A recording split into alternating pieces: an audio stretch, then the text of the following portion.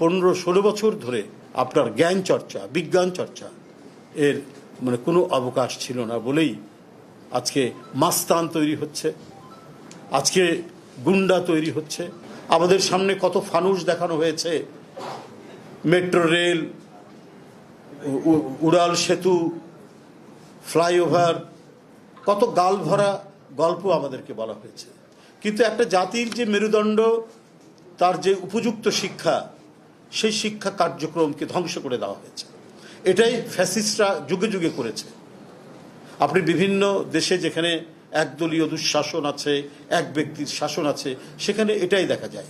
Flyover করে তারা, কিন্তু স্কুল এবং হাসপাতাল তারা তৈরি করে, ওটা ভেঙে ফেলে। আজকে আপনি গ্রামগঞ্জে যাবেন, আপনি বিভিন্ন ইয়েতে যাবেন, জেলা শহরগুলোতে যাবেন, দেখবেন প্রাইমারি স্কুলের হাল এতই খারাপ অবস্থা। আমি নিজের চোখে দেখেছি। আমার বাড়ির পাশে মালতীনগর হাই স্কুল বলে একটি স্কুল আছে বগুড়ায়। ওই স্কুলের ভিতরে উইপোকার ডিবি হয়েছে, এবং এরকম আরো বিপন্ন, বিপর্যস্ত এবং জীর্ণ দশা স্কুল এবং প্রাইমারি স্কুলগুলো।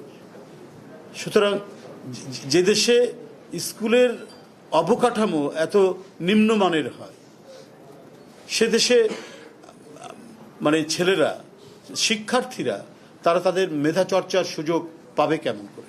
সব মশার বিরুদ্ধে সুরক্ষা দিতে এলো বসুন্ধরা এক্সট্রিম অ্যারোসল, মশার বিরুদ্ধে এক্সট্রিম সুরক্ষা। যদি স্কুলের হাল হকিকত যদি এরকম হয়, তাহলে সেখানে প্রযুক্তির জন্য আলাদা ল্যাবরেটরি, তাদেরকে প্রযুক্তি মনস্ক, তাদেরকে বিজ্ঞান মনস্ক করার জন্য সে যদি অবকাঠামো না থাকে, সেই শিক্ষক না থাকে, শিক্ষকরা যদি সেই বিজ্ঞান চেতনায় উদ্বুদ্ধ না থাকে, তাহলে ছাত্রদেরকে উদ্বুদ্ধ করবে কি করে? আমরা কি দেখি যে ছাত্রলীগের নেতা তিনি দেশের প্রধান উপদেষ্টাকে হত্যা করার জন্য পরিকল্পনা করেছেন। আজকে যদি সত্যিকারের বিজ্ঞান নির্ভর, প্রযুক্তি নির্ভর আমাদের শিক্ষা যদি ঢেলে সাজানো হতো, তাহলে শিক্ষার নাম নিয়ে, ছাত্রের নাম নিয়ে একটি ছাত্র সংগঠন থেকে তৈরি হওয়া একটি ছেলে, আপনার আজকেই আপনি খবরের কাগজে দেখুন যে তেজগাঁ ছাত্রলীগের সে সাধারণ সম্পাদক ছিল। যে ছেলেটি ছাত্রর নাম ছিল, সে দেশের একজন প্রধান উপদেষ্টাকে হত্যা করার একটা চক্রান্ত সে করেছে, এবং সেটার হদিশ পাওয়া গেছে শরীয়তপুর থেকে।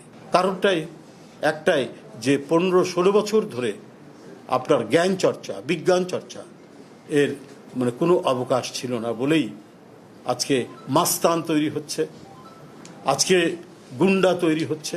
ছাত্র নামধারীদের দিয়ে কিভাবে মিছিল ভাঙানো যায়, কিভাবে মিটিং ভাঙানো যায়, এই প্রশিক্ষণ দেওয়া হয়েছে। আজকে যদি সত্যিকার অর্থেই সেই শিক্ষার পরিবেশ থাকতো, সত্যিকার অর্থেই এখানে প্রকৃত শিক্ষক যে জ্ঞান বিজ্ঞানের চর্চা করত, সে তার ছাত্রদেরকে সেভাবে গড়ে তুলত।